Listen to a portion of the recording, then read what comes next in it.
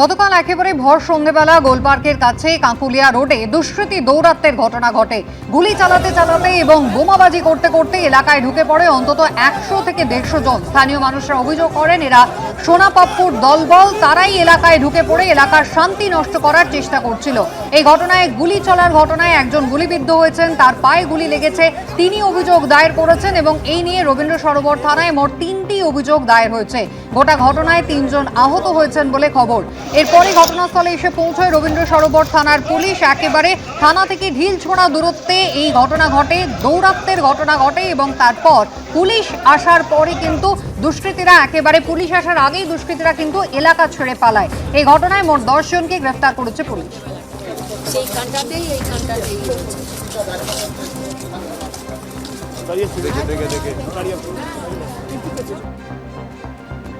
বোমটা তখন পড়েনি, প্রথমে হঠাৎ দেখছি যে কমসে কম 50 থেকে 60 জন এখান থেকে যাচ্ছে দৌড়ে দৌড়ে। আমি ভাবলাম ওখানে ট্রেন মাঝে মাঝে অবরোধ হয়তো ট্রেনটা চলছে না, ওই জন্য হয়তো যাচ্ছে। তো তাই সব হতে হতে তারপরে আরো লোক হয়ে গেল 100 জনের মতো। এবার আমার দোকানেও এসেছিল, ওরা বলছে যে রুমাল আছে, আমার দোকানে আছে কিন্তু আমি দিইনি। ওরা রুমাল মুখে বেঁধে এইসবগুলো করতে চাইছিল।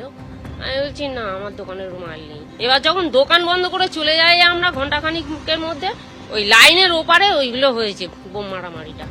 আতঙ্ক, আমার হাজব্যান্ডের তো লো প্রেশার, সে তো থরথর করে কাঁপছে, যেতে পারছে না, লাইনের মাঝখানে দাঁড়িয়ে পড়েছে, বলছে আমি যাবো না। আমি বলছি না তুমি চলো, কিছু হবে না, তুমি চলো। আমি জোর করে নিয়ে বাড়ি চলে গেছি। তাদেরকে চেনেন? এলাকার বাসিন্দা? না, আমি চিনি না কাউকে আমি চিনি না। তা আমি রুমাল দিইনি, বিক্রি করিনি। আবির দত্ত সরাসরি আমাদের প্রতিনিধি ঘটনাস্থল থেকে রয়েছেন আমাদের সঙ্গে। আবির, যারা তাণ্ডব চালালো এলাকার মানুষ কি বলছেন? এরা একেবারেই অপরিচিত, কি কারণেই বা গতকাল এরা তাণ্ডব চালালো? যে 10 জনকে গ্রেফতার করা হয়েছে তাদের কোনো রাজনৈতিক পরিচয় কি রয়েছে?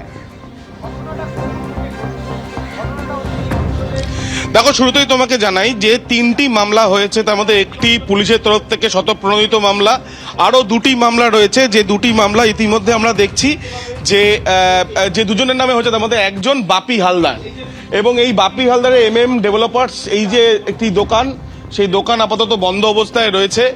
এবং গতকাল বাপি হালদারের নেতৃত্বেই বলা যায় এলাকার কিছু মানুষ, তারা যে পিকনিকে যায়, সেই পিকনিক থেকে কলকাতারই আনন্দপুরের কাছে পিকনিক ছিল তাদের, সেখান থেকে ফেরার পরেই এই ঘটনার সূত্রপাত। ইতিমধ্যে যেখানে আমরা দাঁড়িয়ে রয়েছি সেখানে তাদের এই পিকনিক ফেরত হওয়ার পরে তাদের এখানে এই জিনিসপত্রও এখানে রয়েছে। কিন্তু এরপর যেটা অভিযোগ উঠছে, যে এখানকার স্থানীয়রাও অনেকে করছেন যে বোম গুলি এগুলো সব চলে।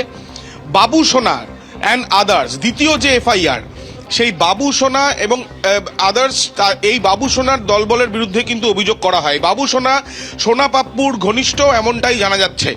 এফআইআরে সোনাপাপ্পুর নাম নেই প্রাথমিকভাবে যেটা জানা যাচ্ছে, কিন্তু বাবু সোনা অ্যান্ড আদার্স যেহেতু রয়েছে, সেই ক্ষেত্রে পুলিশ যদি মনে করে তাহলে পুলিশ ব্যবস্থা নিতে পারে, এবং তদন্তে যদি উঠে আসে তাহলে সেই ক্ষেত্রে ব্যবস্থা নিতে পারে। যে জায়গায় আমরা দাঁড়িয়ে আছি, যত্রতত্রভাবে বিভিন্ন জায়গায় পাথর থেকে আরম্ভ করে আমরা দেখছি,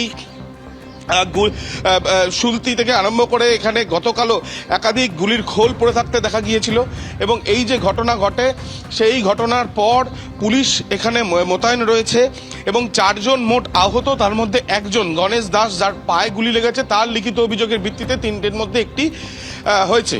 এবং তার সাথে আমরা দেখছি যে এখানে যারা স্থানীয়রা, তারা অনেকেই আতঙ্কের কথা জানিয়েছেন।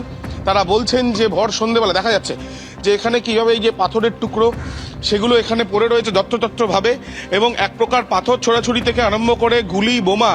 এবং ভর সন্ধ্যেবেলা এই একটি অঞ্চল, যে অঞ্চল অত্যন্ত জনবহুল, এবং এখান থেকে 1 কিলোমিটার প্রায় দূরত্ব হচ্ছে থানার, এবং এই যে 1 কিলোমিটার দূরত্ব থানার, তার সত্ত্বেও এই ধরনের দৌরত্ব এবং দুষ্কৃতীদের এই যে তাণ্ডব, পিকনিক থেকে আসা এক দল, আরেক দল এখানে বসে থাকা, তাদের ঘরে তাদের সঙ্গে গন্ডগোল, এবং গন্ডগোলের জন্য বিস্তীর্ণ এই অঞ্চলে এই যে গুলি থেকে আরম্ভ করে বোমা চললো, 3টি মামলা হলো, 10 জনকে গ্রেপ্তার করা হলো।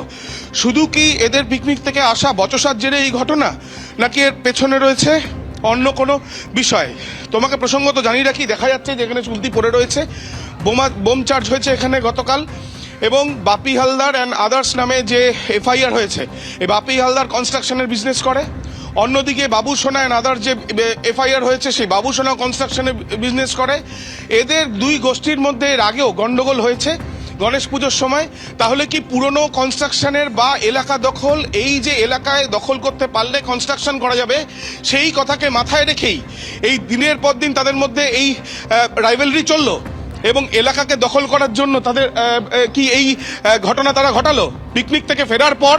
এবং এক গোষ্ঠী এখানে বসেছিল, তাদের মধ্যে এই যে বচসা, এতটাই এই বচসার মানে দৌরত্ব ছিল যে ঠিক যে জায়গায় আমরা দাঁড়িয়ে আছি এখান থেকে শুরু করে এখান থেকে প্রায় 1 কিলোমিটার রাস্তা, প্রায় বলা যায় এখান থেকে রেল লাইন ক্রস করা পর্যন্ত, সেই রাস্তা জুড়ে এই যে ঘটনা যখন ঘটে এলাকার মানুষরা তারা বলা যায় যে অত্যন্ত আতঙ্কিত। একজন জানাচ্ছেন যে তার দোকান, সেখানে দুষ্কৃতীরা এসে বলছেন যে রুমাল আছে কিনা, অর্থাৎ মুখের মধ্যে রুমাল বেঁধে পরিচয় গোপন করে তারা এই ঘটনা ঘটাতে চাইছে, অর্থাৎ পরিকল্পনা যে রয়েছে সেটা স্পষ্ট।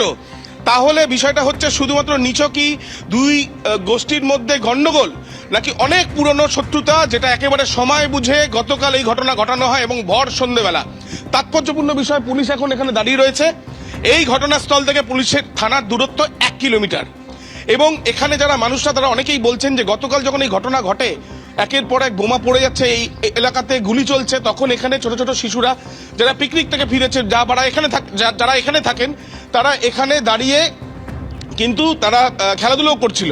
সুতরাং ঝুঁকি ছিল এবং তার সঙ্গে সঙ্গে আতঙ্কের বাতাবরণ এতটাই, এই ধরনের ঘটনা এর আগে অনেক বছর আগে হতো, এমনটাই তাদের বক্তব্য। এবং তারপর থেকে স্বাভাবিক পরিস্থিতিতে দিনের পর দিন এই জীবনযাপন এই অঞ্চলে চলছে। কিন্তু হঠাৎ করে, এবং তার সাথে আরেকটা ছবি দেখাবো, এখানে আমি দেখাচ্ছি যেখানে বেশ কিছু কোঅপারেটিভ হাউজিং রয়েছে এবং আবাসন রয়েছে, অন্যান্য বাড়ি রয়েছে এবং তার সঙ্গে সঙ্গে স্লাম এরিয়াও রয়েছে। এই অঞ্চলে যারা এখানে এই আবাসনের বাসিন্দা থেকে আরম্ভ করে অন্যান্য যারা এখানে বাড়ি বানিয়ে থাকছেন, তাদের আতঙ্কের পরিস্থিতিটাও যথেষ্ট, যে তারা জানেন না যে কারা গেছেন পিকনিকে আর কারা আড্ডা মারছেন, তাদের মধ্যে এই গন্ডগোল। এবং এই গন্ডগোলে যেটা দেখা যাচ্ছে যে 3টি যে মামলা হয়েছে, এক পুলিশের গাড়ির ভাঙচুরের মামলা সতর্কতা করেছে পুলিশ, দ্বিতীয় বাপি হালদার যে কনস্ট্রাকশনের বিজনেস করে এখানেই থাকে, বাপি হালদারের এবং আদার্সের বিরুদ্ধে অভিযোগ, তৃতীয় বাবু সোনা এবং আদার্সের বিরুদ্ধে অভিযোগ। এই বাবু সোনা সোনাপাপ্পুর অনুগামী বলে সূত্র মারফত জানা যাচ্ছে। বাবু সোনা, বাপি হালদাররা সবাই কনস্ট্রাকশনের বিজনেস করে। এখন এইখানেই হচ্ছে প্রশ্ন যে যারা কনস্ট্রাকশনের বিজনেস করে তাদের এতটাই প্রভাব যে তারা এরকম একটি জায়গা, কাকলিয়া রোড, এরকম একটি জায়গা, সেই জায়গা পাশে রেল লাইন রয়েছে, মেন রাস্তা রয়েছে, 1 কিলোমিটারের মধ্যে হচ্ছে রবীন্দ্র সরোবর থানা, সেই জায়গাতে বোমা গুলি একেবারে সিনেমার নাট্যরূপকেও পুরো হার মানায়। আবির, ধন্যবাদ। এবিপি আনন্দ, এগিয়ে থাকে, এগিয়ে রাখে।